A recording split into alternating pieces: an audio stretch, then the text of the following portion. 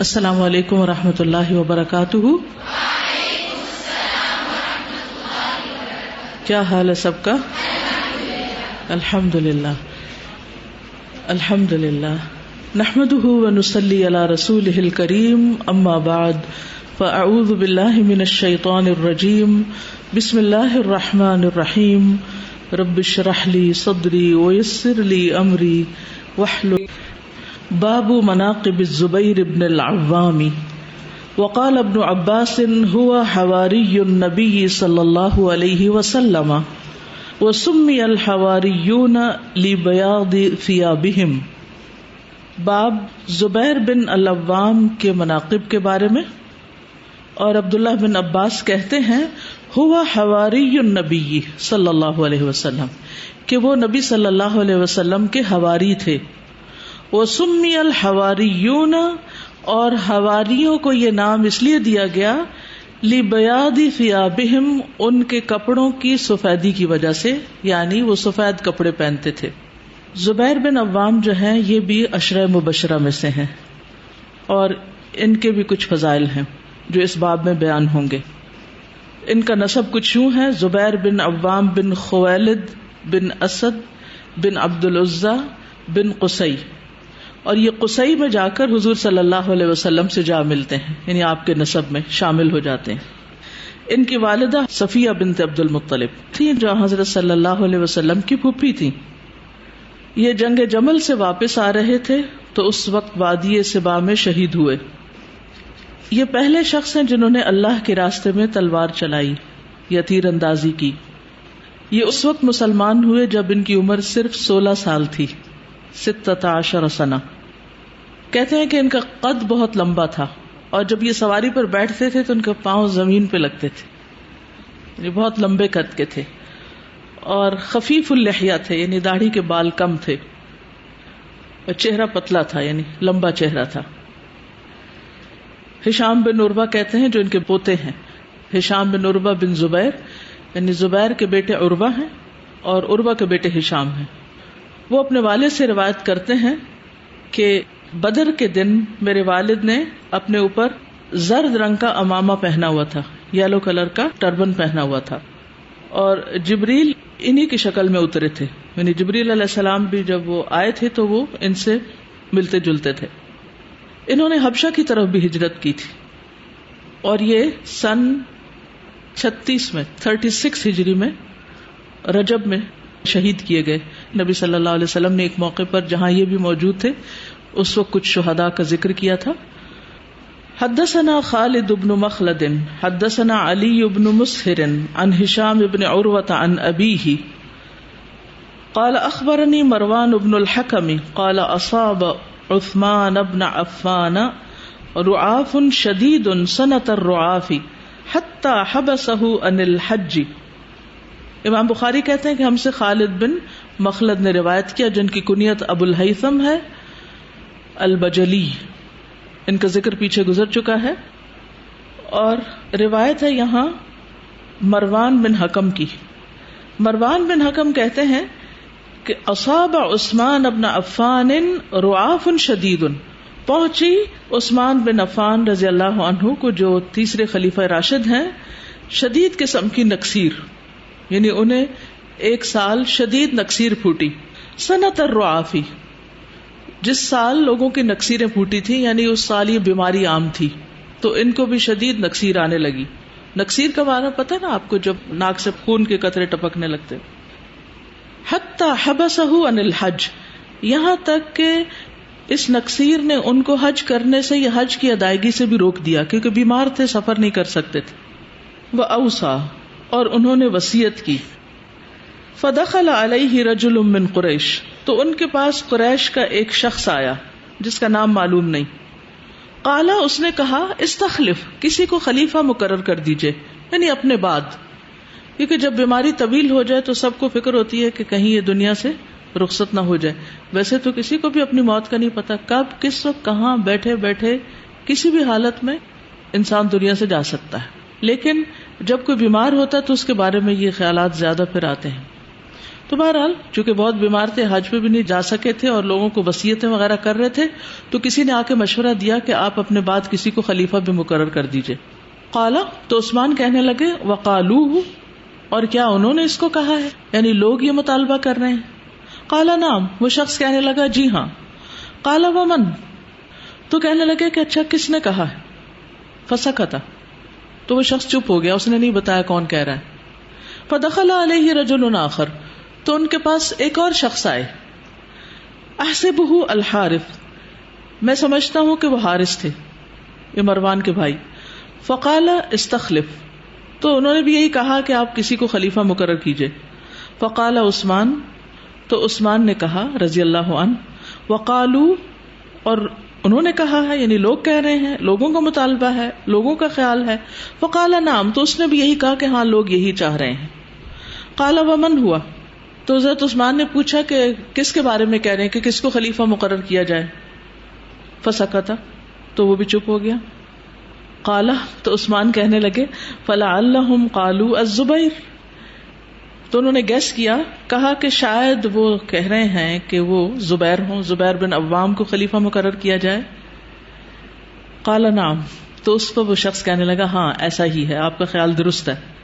قال، تو عثمان رضی اللہ عنہ کہنے لگے اما والذی نفسی بیدہ، کیوں نہیں، قسم اس ذات کی جس کے ہاتھ میں میری جان ہے، انہ لخیرہم، بے شک وہ ان سب سے بہتر ہیں، ما علمت، جو میں جانتا ہوں، جتنے لوگوں کو میں جانتا ہوں ان میں وہ سب سے اچھے ہیں. وَإِن كَانَ لَأَحَبَّهُمْ إِلَى رَسُولِ اللَّهِ صلی اللہ علیہ وسلم، اور ان میں سے سب سے زیادہ رسول اللہ صلی اللہ علیہ وسلم کے محبوب ہیں. یعنی یہاں عثمان رضی اللہ عنہ حضرت زبیر کے بارے میں اچھی گواہی دے رہے ہیں کہ آپ صلی اللہ علیہ وسلم ان سے بہت محبت کرتے تھے اور یہ باقی لوگوں سے بہت بہتر ہیں. یہ بھی کہا جاتا ہے کہ حضرت عثمان رضی اللہ عنہ نے اپنے بعد عبد الرحمن بن عوف کے لیے خلافت لکھ کر رکھوا دی تھی، لیکن عبد الرحمن بن عوف ان کی زندگی میں ہی سن 32 ہجری میں گزر گئے، یعنی فوت ہو گئے. تو اس لیے حضرت عثمان کے بعد پھر حضرت عبد الرحمن بن عوف نہیں بلکہ حضرت علی رضی اللہ عنہ خلیفہ بنے. اس میں بنیادی طور پر تو حضرت زبیر بن عوام کے بارے میں ہمیں پتہ چل رہا ہے، اور اس سے یہ بات بھی سمجھ آتی ہے کہ صحابہ ایک دوسرے کے بارے میں کتنا حسن ظن رکھتے تھے، اور کسی بھی شخص کو اہمیت اس بنا پر دیتے تھے دوسروں کے مقابلے میں کہ وہ نبی صلی اللہ علیہ وسلم کو کتنا محبوب تھا. آپ دیکھیے نا کہ ان کا معیار کیا تھا، کیونکہ انہیں آپ پر ایمان تھا، اعتماد تھا کہ جس کے بارے میں آپ گواہی دیں، جس سے آپ محبت کریں، جس کے بارے میں آپ حسن ظن رکھیں، وہی سب سے اچھا ہو سکتا ہے. تو انہوں نے یہ نہیں کہا وہ مجھے بہت پسند ہے، یا کہا کہ وہ رسول صلی اللہ علیہ وسلم کے محبوب لوگوں میں سے ہے اور میں بھی ان کو اچھا سمجھتا ہوں. تو آپ دیکھیے کہ جن لوگوں سے رسول اللہ صلی اللہ علیہ وسلم محبت کرتے تھے ان سے ہمیں بھی کیا کرنا چاہیے، محبت کرنی چاہیے، کیونکہ ہم حضور صلی اللہ علیہ وسلم سے محبت کرتے ہیں اور پھر ان سے بھی محبت کرتے ہیں جن سے آپ محبت کرتے ہیں. ان صحابہ کے بارے میں کسی قسم کی زبان پر کوئی ایسی بات نہیں لانی چاہیے جو ان کے ادب اور احترام کے منافی ہو. انسان ہونے کے ناطے کمی بیشی ہر ایک میں ہو سکتی ہے، لیکن کسی کی کمی کوتاہی کے مقابلے میں اگر اس کی قربانیاں زیادہ ہوں اور اس کے کارنامے بڑے بڑے ہوں تو پھر کمی کوتاہی کو درگزر کیا جاتا ہے. آپ نے عقیدہ واسطیہ تو ابھی نہیں پڑھا. عقیدہ واسطیہ میں امام ابن تیمیہ جو معیار بتاتے ہیں وہ کیا ہے کہ صحابہ کے بارے میں اگرچہ وہ انسان تھے، ان سے اجتہادی غلطیاں ہوئیں، لیکن اس کے باوجود ہم ان سے محبت کرتے ہیں کیونکہ ان کی قربانیاں کہیں زیادہ تھیں، ان کا مقام کہیں زیادہ ہے. تو انسان ہونے کے ناطے کوئی فرشتہ تو ہو ہی نہیں سکتا. تو اس لیے اگر کہیں بھی صحابہ کے بارے میں پڑھتے ہو یا تاریخ میں کوئی بھی چیز ایسی پڑھیں کہ جس میں ان کا آپس میں کوئی اختلاف ہوا یا کوئی اور ان کے درمیان غلط فہمی پیدا ہوئی تو اس کی بنا پر ان سے بدگمانی کرنا جائز نہیں.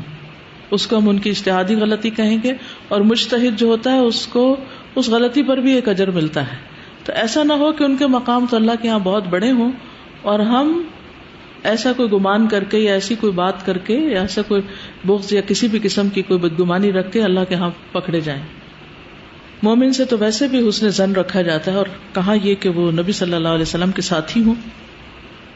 اگلی حدیث حدثنا عبید بن اسماعیل حدثنا ابو اسامۃ عن ہشام اخبرنی ابی سمعت مروان بن الحکم كنت عند عثمان اتاه رجل فقال استخلف قال وقيل ذاك قال نعم الزبير قال اما والله انكم لتعلمون انه خيركم ثلاثا. یہ حدیث بیان کی ہے کس نے؟ عبید بن اسماعیل نے، امام بخاری کے استاد ہیں. اور پھر آگے جا کر ہشام خبر دیتے ہیں اپنے والد سے، عروہ سے. عروہ کہتے ہیں کہ میں نے مروان بن حکم کو سنا یہ کہتے ہوئے کہ میں عثمان رضی اللہ عنہ کے پاس تھا، تو ان کے پاس ایک شخص آیا تو اس نے کہا خلیفہ مقرر کیجئے. قال وقیل ذلك، تو حضرت عثمان نے کہا کہ کیا یہی بات کہی گئی؟ قال نعم، تو اس نے کہا ہاں. الزبیر، زبیر. قال اما واللہ انکم لتعلمون، کہنے لگے اللہ کی قسم تم جانتے ہو، تمہیں اچھی طرح پتا ہے انہ خیرکم، کہ وہ تم سب میں اچھے ہیں. اور یہ بات حضرت عثمان نے 3 بار کہی، 3 بار ان کے بارے میں یہ گواہی دی کہ وہ تم میں سب سے بہتر ہیں. اور یہاں پر امام بخاری کے استاد جو ہیں عبید بن اسماعیل القرشی، ان کی کنیت ابو محمد ہے اور نسبت الکوفی. نیکسٹ حدیث حدثنا مالک بن اسماعیل حدثنا عبد العزیز هو ابن ابی سلمۃ عن محمد بن المنکدر عن جابر رضی اللہ عنہ قال. یہاں امام بخاری کہتے ہیں کہ ہم سے مالک بن اسماعیل بن درہم النہدی نے روایت کیا، ان کی کنیت ابو غسان ہے، ابو غسان. اور یہ صحابی ہیں جابر بن عبداللہ رضی اللہ عنہ. قال کہتے ہیں قال النبی صلی اللہ علیہ وسلم، نبی صلی اللہ علیہ وسلم نے فرمایا ان لکل نبی حواری، ہر نبی کا ایک حواری ہوتا ہے. وان حواری الزبیر بن العوام، اور میرے حواری زبیر بن عوام ہیں. اور حواری کا ویسے معنی ہوتا ہے مددگار، انصار. جیسے نبی صلی اللہ علیہ وسلم کے انصار ہیں نا، تو حضرت عیسیٰ کے جو انصار تھے وہ کون ہیں؟ حواری. اگرچہ سارے صحابہ ہی آپ کے مددگار تھے، لیکن خاص طور پر ان کو یہ خطاب کیوں ملا کہ آپ حواری ہیں نبی صلی اللہ علیہ وسلم کے؟ اس کی آگے تفصیل آ بھی رہی ہے، لیکن خلاصہ یہ ہے کہ جنگ احزاب کے موقع پر انہوں نے نبی صلی اللہ علیہ وسلم کے ایک حکم پر جا کر بنو قریظہ کے بارے میں خبر لی تھی. جب اور کوئی بھی نہ اٹھا، آپ نے 3 بار پوچھا اور 3 بار حضرت زبیر ہی اٹھے، اور انہوں نے جا کر پھر نبی صلی اللہ علیہ وسلم کو مطلوبہ معلومات فراہم کی. حواری کا لفظ جو ہے نا حور سے ہے، حور کہتے ہیں آنکھ کی سفیدی کو، ٹھیک ہے. اور حور کا لفظ بھی اسی سے ہے کہ اس کے رنگ کی سفیدی کی بنا پر، اور اسی سے حواری. اور حواری اس لیے بھی کہ وہ سفید کپڑے پہنتے تھے، اور اس لیے بھی کہ ان کے دل بڑے صاف تھے. لیکن یہاں دل کی سفیدی کی طرف اشارہ نہیں ہے، کپڑوں کی سفیدی کی طرف اشارہ نہیں، بلکہ ان کے عمل کی طرف اشارہ ہے کہ انہوں نے نبی صلی اللہ علیہ وسلم کی مدد ایک ایسے موقع پر کی جہاں باقی بڑے بڑے صحابہ بھی ہمت نہیں پا رہے تھے یہ کام کرنے کی. حدثنا احمد بن محمد اخبرنا عبداللہ اخبرنا ہشام بن عروہ عن ابیہ عن عبداللہ بن الزبیر رضی اللہ عنہ. یہاں احمد بن محمد بن الولید جو ہے امام بخاری کے استاد ہیں، جن کی کنیت ابو شمر الغسانی ہے، ٹھیک ہے. اور اس روایت میں عبداللہ بن زبیر بھی آ رہے ہیں. یہ کون ہیں؟ زبیر بن عوام کے بیٹے. ان کی والدہ کون تھی؟ حضرت اسماء بنت ابی بکر، ٹھیک ہے، رضی اللہ عنہ. عبداللہ بن زبیر جو ہے نا یہ صغار صحابہ میں سے ہیں، جیسے عبداللہ بن عباس ہیں. اور اس کے علاوہ یہ مدینہ منورہ میں ہجرت کے بعد سب سے پہلے بچے تھے جو پیدا ہوئے تھے. یہ مدینہ میں آنے کے بعد پہلے مولود تھے. یہ اپنے زمانے میں قریش کے فارس کہلائے، یعنی گھڑ سوار. بہت ہی عبادت گزار تھے. کہتے ہیں کہ ایک دفعہ یہ نماز پڑھ رہے تھے تو ان کا بچہ لیٹا ہوا تھا قریب ہی، اور چھت سے ایک اژدہا گرا، یعنی سانپ گرا. وہ اس بچے کے ارد گرد آ گیا. تو گھر والے جو عورتیں وغیرہ تھی، باقی لوگ چیخے چلائے اور اس سانپ کو بگایا، مارا وغیرہ، اور بچہ بچ گیا. لیکن یہ اپنی نماز میں اتنے مگن تھے کہ انہیں صرف اس وقت پتا چلا جب انہوں نے سلام پھیر دیا. سلام پھیرا تو پتا چلا کہ کوئی سانپ تھا، اور حالانکہ سب چلا رہے تھے سانپ سانپ سانپ. میں اس وقت سوچ رہی تھی کہ ہماری نمازوں کا حال کیا ہے.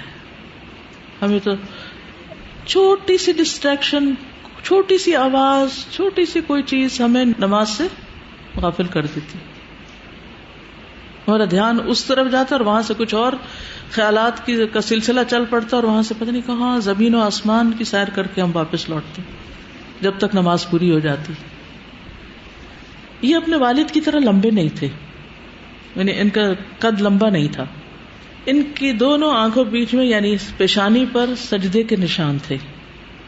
بہت زیادہ عبادت گزار تھے، بہت فصیح اللسان بھی تھے، بہت روزے رکھتے، قیام اللیل کرتے، اور بہت جنگجو بھی تھے، بہت بہادر، بہت ہمت عالی رکھتے تھے، بلند ہمت رکھتے تھے. ان کی داڑھی بھی اپنے والد کی طرح خفیف تھی، یعنی کم بال تھے اس میں، بہت کم یعنی چہرے پہ بال تھے. اور ان کے اندر بڑی ہیبت بھی تھی، یعنی کہ روب تھا ان کا، بہت باوقار انسان تھے. اور قوی السیاسہ بھی تھے، یعنی سیاست میں بھی تھے اور بہت سمجھدار تھے. ان کو 73 ہجری میں 73 ہجری میں شہید کیا گیا. تو اس حدیث میں عبداللہ بن زبیر کا ذکر ہے.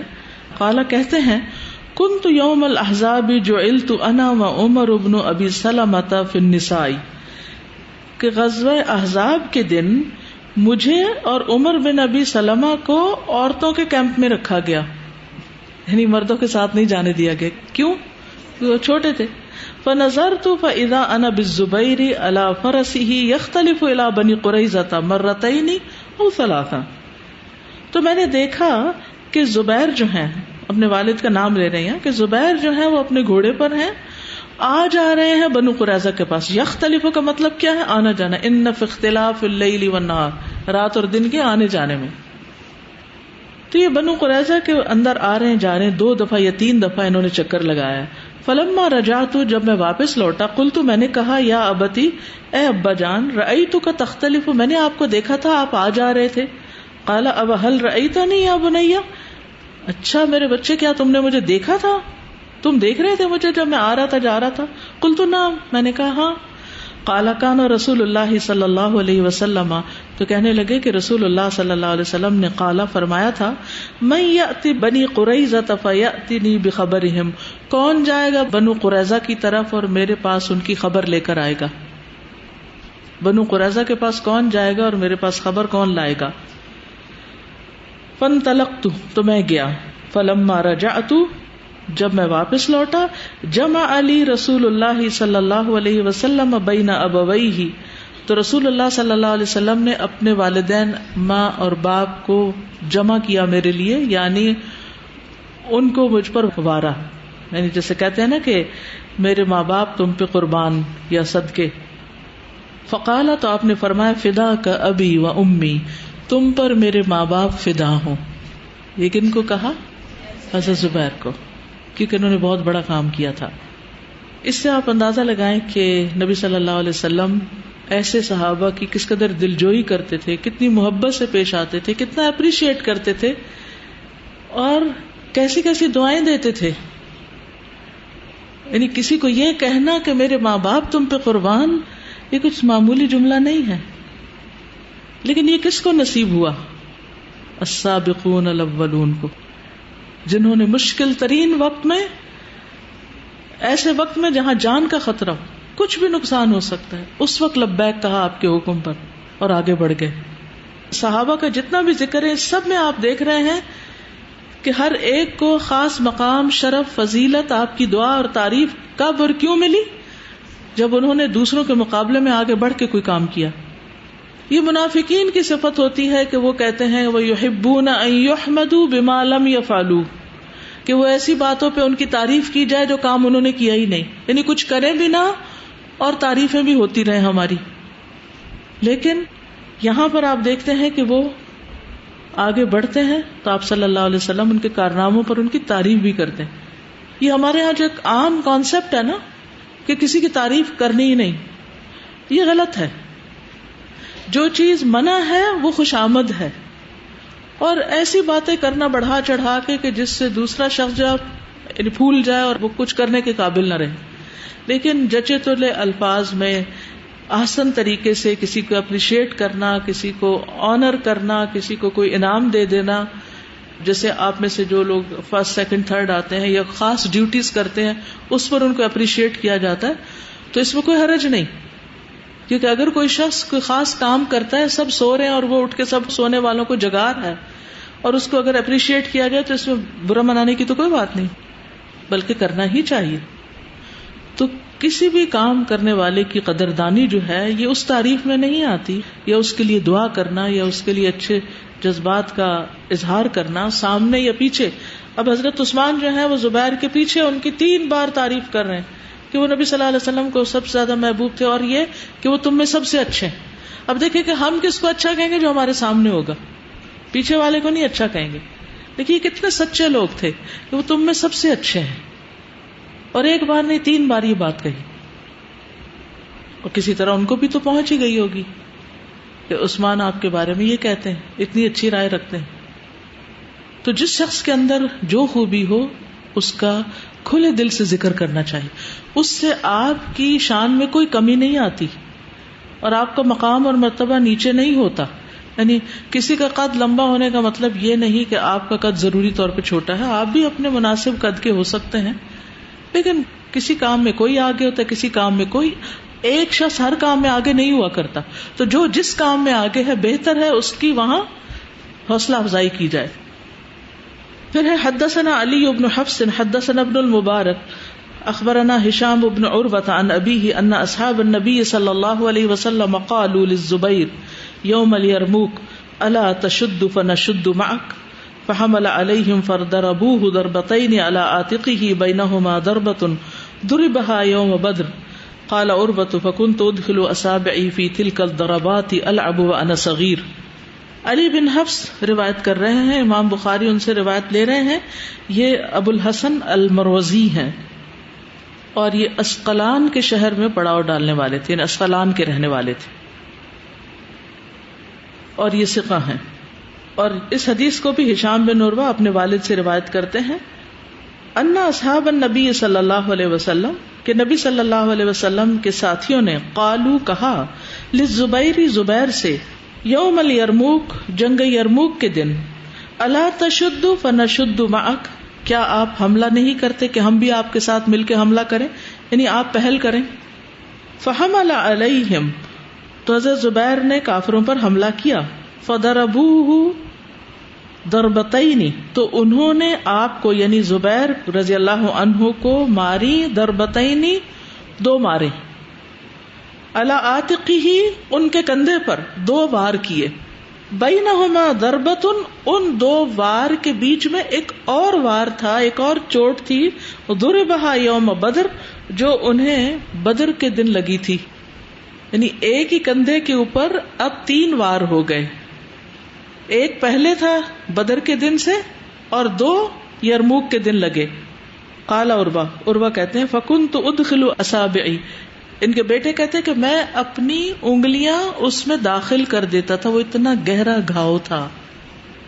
فی تلک الضربات، ان گھاؤ میں. العب وانا صغیر، جب میں چھوٹا تھا تو میں اس جگہ سے کھیلتا تھا. میں سوچتی ہوں کہ صحابہ کرام نے کیسی کیسی قربانیاں دی. اور حضرت جعفر کے بارے میں ہم نے کل پڑھا کہ 90 زخموں کے نشان تھے. اب ان کے زخم اتنے گہرے ہیں کہ ان کا بچہ کہہ رہا ہے کہ میں اس کے ساتھ کھیلتا تھا. اور ان کے بارے میں بھی آتا ہے کہ ان کے جسم پر اتنے زخم تھے، وہ کہتے ہیں کہ اے میرے بیٹے، میرے جسم کے ہر حصے پر کوئی نہ کوئی نشان ہے، حتیٰ کہ میری شرمگاہ پر بھی. یعنی میرے جسم کا کوئی حصہ ایسا نہیں بچا کہ جس پر کوئی چوٹ نہ آئی ہو، یا جس پہ کوئی گھاؤ نہ لگا ہو، یا جس پہ کوئی نشان نہ ہو. میں سوچتی ہوں کہ ان کی شکلوں پہ کیسے کیسے نشان ہوں گے، پھر ان کے جسموں پہ کیسے کیسے نشان ہوں، اور اس پر وہ خوش ہیں. تو یہ ہیں وہ لوگ جنہوں نے اپنے جسم اور اپنی جانیں اور اپنے مال اور اپنے گھرانے اور اپنا آرام اور اپنے کاروبار اور اپنا وطن، ہر چیز اسلام کے لیے قربان کیا، تب یہ دین ہم تک پہنچا ہے. یرموک جو ہے یہ ایک جگہ کا نام ہے شام کے علاقے میں. یہاں حضرت عمر کے دور میں مسلمانوں اور عیسائیوں کے درمیان بہت سخت جنگ ہوئی تھی. کہتے ہیں کہ 1,05,000 نصرانی اس میں مارے گئے تھے، اور 40,000 قید ہوئے، اور 4,000 مسلمان بھی شہید ہوئے. یہ بہت سخت قسم کی جنگ تھی. بہرحال یہ تھا ذکر حضرت زبیر بن عوام کا مسند احمد میں آتا ہے کہ نبی صلی اللہ علیہ وسلم نے فرمایا الزبیر فی الجنہ، زبیر جنت میں ہے، یعنی ان کو جنت کی بشارت دی. ابو ہریرہ کہتے ہیں کہ رسول اللہ صلی اللہ علیہ وسلم حرا کے اوپر تھے اور ابو بکر، عمر، عثمان، علی، طلحہ اور زبیر بھی ساتھ تھے. تو چٹان حرکت کرنے لگی. آپ نے فرمایا ٹھہر جا، تیرے اوپر سوائے نبی، صدیق اور شہیدوں کے اور کوئی نہیں. یعنی اشارت اس بات کی طرف کہ ایک تو آپ صلی اللہ علیہ وسلم خود تھے اور دوسرے حضرت ابو بکر صدیق، اور اس کے بعد جو بھی تھے سب شہید ہونے والے. انتہائی بہادر اور نڈر تھے. اسی لیے جنگ احزاب میں نبی صلی اللہ علیہ وسلم نے، یا جنگ خندق جو بھی اس کو کہیں، اس میں آپ صلی اللہ علیہ وسلم نے جب یہ کہا کہ دشمنوں کے اندر کی خبر کون لائے گا، تو زبیر آگے بڑھے. پھر دوسری دفعہ آپ نے فرمایا تو یہی آگے بڑھے. پھر تیسری دفعہ فرمایا تو یہی آگے بڑھے. اس وقت آپ نے فرمایا تھا کہ ہر نبی کا ایک حواری ہوتا ہے اور میرے حواری زبیر ہیں. اور یہ جنگ جمل کی صبح انہوں نے اپنے بیٹے سے کہا تھا، حضرت عبداللہ بن زبیر سے، کہ بیٹے میرا کوئی عضو ایسا نہیں جو رسول اللہ صلی اللہ علیہ وسلم کی رفاقت میں زخمی نہ ہوا ہو، یہاں تک کہ میری شرمگاہ بھی. ایک اور روایت میں آتا ہے، ہشام اپنے والد عروہ سے روایت کرتے ہیں، وہ کہتے ہیں کہ حضرت عائشہ نے مجھ سے فرمایا اللہ کی قسم تمہارے دو والد یعنی زبیر اور ابو بکر یعنی نانا دادا ان لوگوں میں سے تھے جنہوں نے احد میں زخم کھا لینے کے بعد بھی اللہ اور اس کے رسول کی پکار پر لبیک کہا. یعنی تمہارے نانا نے بھی ایسا کیا، دادا نے بھی ایسا کیا. اب آپ دیکھیں کہ کسی بچے کو اگر یہ بتائیں کہ تمہارے نانا ایسے کرتے تھے، دادا ایسے کرتے تھے، تو یہ چیز اس بچے کی تربیت پر کس طرح اثر انداز ہوگی، کس طرح وہ ان کو آئیڈیلائز کریں گے اور پھر انہیں جیسے کام کرنے کی کوشش. یہ بھی تربیت کا ایک طریقہ ہوتا ہے. ٹو مچ اور غلط قسم کی، جھوٹی قسم کی تعریفیں نہیں کرنی چاہیے، لیکن جہاں کوئی خیر خوبی ہو وہاں اس کا ذکر کبھی کبھار کر دینا چاہیے. اور جب بہت بھی باتیں ہونے لگتی ہیں نا، فلاں نے یہ کیا، فلاں نے یہ کیا، تو پھر بچے کان بند کر لیتے ہیں. بہت ساری باتیں نہیں ایک وقت میں سنانی چاہیے. زبیر بن عوام سے ایک حدیث بھی مروی ہے کہ جب رسول اللہ صلی اللہ علیہ وسلم پر یہ آیت نازل ہوئی کہ انک میت وانہم میتون ثم انکم یوم القیامت عند ربکم تختصمون، آپ بھی مرنے والے، یہ بھی مرنے والے، پھر تم سب اپنے رب کے نزدیک جھگڑو گے. تو زبیر نے پوچھا اللہ کے رسول صلی اللہ علیہ وسلم، گناہوں کے ساتھ ساتھ دنیا میں اپنے مد مقابل لوگوں سے جھگڑنا مراد ہے یہاں؟ آپ نے فرمایا ہاں، یہی جھگڑا دوبارہ ہوگا یہاں تک کہ حقدار کو اس کا حق مل جائے. تو زبیر نے کہا کہ یہ تو بہت سخت بات ہے کہ قیامت کے دن بھی لوگ اپنے حقوق کے بارے میں جھگڑیں گے. تو کسی کا بھی حق نہیں مارنا چاہیے، خصوصاً مالی معاملات میں یا ویسے بھی، کیونکہ جو جس کو جس کا حق نہیں دیتا، اگر کوئی بچوں کو نہیں دیتا، بیوی کو اس کا حق نہیں دیتا، یا بیوی شوہر کو نہیں دیتی، قیامت کے دن ہر کوئی اپنا حق وصول کرے گا اعمال کی شکل میں. نبی صلی اللہ علیہ وسلم ان کے بیٹے عبداللہ سے بہت محبت کرتے تھے. جب وہ پیدا ہوئے تو اس وقت آپ نے فرمایا کہ تم لوگ اس بچے کا نام نہ رکھنا جب تک میں نام نہ رکھوں. تو آپ نے ان کا نام عبداللہ رکھا اور کھجور کے ذریعے خود گھٹی دی حضرت عبداللہ بن زبیر کو. تو یہ وہ لوگ تھے جو نبی صلی اللہ علیہ وسلم کے بہت محبوب تھے، اور اسی اعتبار سے امام بخاری نے ان کی ترتیب بھی رکھی ہے. کوئی چیز آپ کہنا چاہیں تو کہیے، پھر میں اگلے صحابی پہ آؤں گی، طلحہ بن عبید اللہ. استاد آج ہی سر نے پڑھاتے ہوئے ہمیں حضرت عبداللہ بن زبیر کے بارے میں بتایا تھا کہ ایک دفعہ ان کے ٹانگ میں زخم ہوا، عروہ بن زبیر کے بارے میں. تو جو طبیب تھے انہوں نے کہا کہ ہم نے پھر آپ کی ٹانگ کاٹنی ہوگی. تو انہوں نے کہا جی کاٹ دے. کہا نشہ دینا ہو؟ کہتے نہیں کبھی بھی نہیں، آپ کاٹو، تم اپنا کام کرو، میں اپنا کرتا ہوں. تو کہتے کہ جب وہ کر رہے تھے اپنا کام اور اسی طرح گوشت کو کاٹا اور پھر آری سے نماز کی حالت میں، ہاں، تو کہتے یہ آنکھوں سے یعنی لگ رہا تھا کچھ آنکھیں اوپر نیچے کر رہے. تو بعد میں کہا کہ میں تو نماز پڑھ رہا تھا، جیسے تم لوگوں نے کام شروع کیا میں نے 2 رکعت کی نیت کر دی. تو اس سے پتہ چلتا ہے کہ کتنا زیادہ خشوع تھا ان کا نماز میں. نماز میں 2 عالم سے کرتی ہے بیگانہ دل کو، عجب چیز ہے لذت آشنائی. یہ صرف اسی کا حال ہو سکتا ہے جس کو اللہ تعالیٰ کی پہچان کی واقعی معرفت ہو جائے کہ کس کے آگے کھڑا ہوں. جو جتنا اللہ کا ادب کرتا ہے، احترام کرتا ہے، اللہ سے محبت کرتا ہے، اس کی نماز اتنی اچھی ہو جاتی. اس کو کوئی آرٹیفیشل طریقہ نہیں ہے نماز اچھی کرنے کا. استاذہ یہاں آج گواہیوں کی بات ہو رہی ہے، تو میرے بھی دل میں آج صبح سے گواہی چل رہی تھی کہ آج یہ میں نے ضرور دینی ہے. جب میں الہدا میں آتی ہوں 7 بجے، آپ یقین کریں سب سے پہلے 2 رکعت نفل شکرانہ پڑھتی ہوں کہ یا اللہ مجھے اس قدر بہترین جگہ اچھے اساتذہ کرام کے بیچ میں مجھے اللہ نے بھیج دیا. الحمدللہ. اچھا ایسا ہے کہ شکرانے کی نماز نہیں ہوتی، سجدہ ہوتا ہے جی، اور اس وقت دعا